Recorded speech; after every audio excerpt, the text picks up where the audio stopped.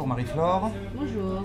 Alors, vous êtes responsable de la boucherie Le Couteau d'Argent à Lamartine, donc située dans le 16e arrondissement, quartier bourgeois de Paris, la plus célèbre des boucheries au monde, où exerce le célèbre Yves-Marie Le Bourdonnec. En plus, vous êtes certainement la seule femme noire bouchère en Europe, la seule africaine au monde à faire ce métier. Je voudrais savoir qu'est-ce que vous avez eu comme parcours pour en arriver là. Pour en arriver là. Bon, je peux dire, après mes études de sciences économiques, je suis arrivée dans la boucherie par hasard. Et c'était un très beau hasard parce que j'ai rencontré M. Le Bourdonnec, qui est un super bon boucher, qui m'a formée. Et qui m'a appris ce que je sais faire. On aurait dit aussi que vous avez eu beaucoup de difficultés à intégrer cette fameuse école de boucherie. C'était dû à quoi?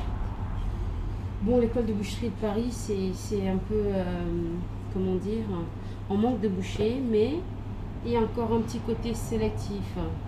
Déjà parce que j'étais une femme et qu'il n'y a pas beaucoup de femmes dans la boucherie, qu'il n'y avait pas beaucoup de femmes dans la boucherie. Et ensuite, le fait que j'étais de couleur, ça dérangeait un peu. Le pire, c'était que j'avais un enfant. Donc pour eux, un patron ne pourra pas m'engager parce qu'il se dira toujours que je serai tout le temps absente parce que j'ai un enfant. Et ce qui n'a pas été le cas. Ça fait presque une dizaine d'années que je suis dans la boucherie. Et la preuve, je suis toujours là. Et que j'ai toujours un enfant. Et que je n'ai pas changé de couleur. Très bien.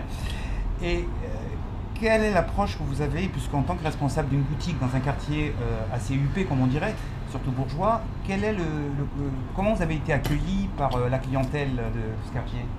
Très très bien. Très très bien, franchement.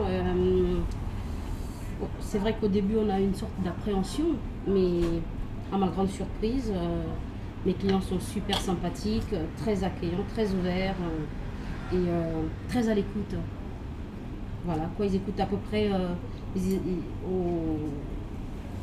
font au mot et à la lettre ce que je leur dis de faire, leur mode de cuisson et tout, ils me font confiance, quoi.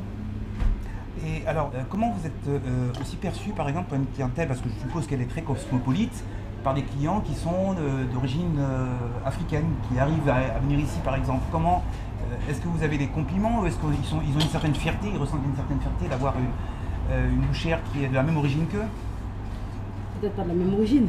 Oui, peut-être pas de la même oui, origine. D'accord, mais quelque part, les gens sont toujours surpris. Dans tous les domaines, comment dire, surtout comme la boucherie, où il n'y a pas beaucoup de femmes, ça surprend toujours. Ça surprend toujours. Donc, et mes compatriotes encore plus. Mais toujours est-il que je crois qu'ils ressentent quand même de la fierté de se dire que malgré d'où on vient, on peut arriver à ce qu'on aimerait arriver. Alors, une dernière question. Quel conseil pouvez-vous donner aux femmes de la diaspora qui souhaiteraient faire le même métier que vous? Allez-y, foncez. Prenez votre courage à deux mains et faites ce que vous avez envie de faire. Voilà, soyez courageuse. Et ce qui est sûr, c'est que le chemin est toujours assez compliqué, c'est plein d'embûches. Mais il faut persévérer. Voilà, Marie-Flore, au revoir. Au revoir. Bon vent pour tous les projets que vous avez. Et puis, bonne réussite. Merci de votre visite. Merci. C'était pour Afrique Vision. Et à très bientôt. À très bientôt peut-être.